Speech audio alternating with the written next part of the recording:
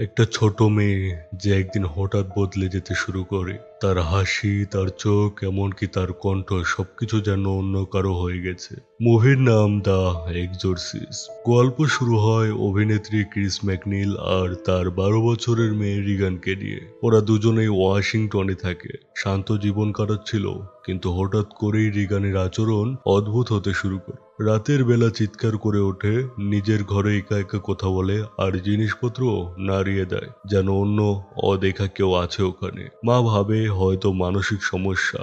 Doctor, মনোবিদ সবাই দেখে, কিন্তু কেউ কিছুই বুঝতে পারে না।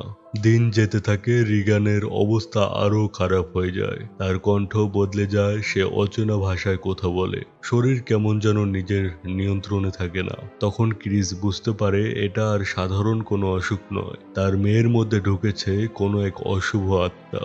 শেষমেশ আসে প্রবীণ পাদ্রী ফাদার মেরিন আর তরুণ পাদ্রী ফাদার কার্রাস।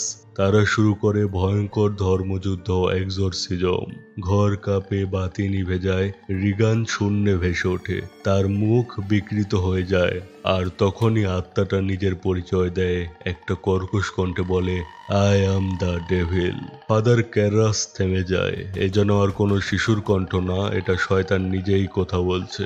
লড়াইটা চলে ঘন্টার পর ঘন্টা। দুজন পাদ্রী প্রাণপণ চেষ্টা করে শয়তানকে তাড়ানোর, কিন্তু কিছুক্ষণ পরেই পাদ্রী ক্যারাস নিজেকে শান্ত করতে রুমের বাহিরে চলে যায়। এসে দেখে বয়স্ক পাদ্রী মেরিন মারা গেছে। ফাদার ক্যারাস হতবাক হয়ে যায়। সে বুঝতে পারে আর দেরি করলে রিগানকে বাঁচানো যাবে না। তখন সে এক অসম্ভব সিদ্ধান্ত নেয়। নিজের শরীরে সেই শয়তানকে টেনে নেয় আর চিৎকার করে বলে, আমার ভেতরে চলে আয়। পরের মুহূর্তেই সে জানালা ভেঙে নিচে ঝাঁপ দেয়, নিজের জীবন দিয়ে রিগানকে মুক্ত করে। শেষ দৃশ্যে রিগান শান্তভাবে ঘুমাচ্ছে, সবকিছু যেন স্বাভাবিক, কিন্তু দর্শকের মনে থেকে যায় সেই প্রশ্ন, যদি একদিন শয়তান আবার ফিরে আসে।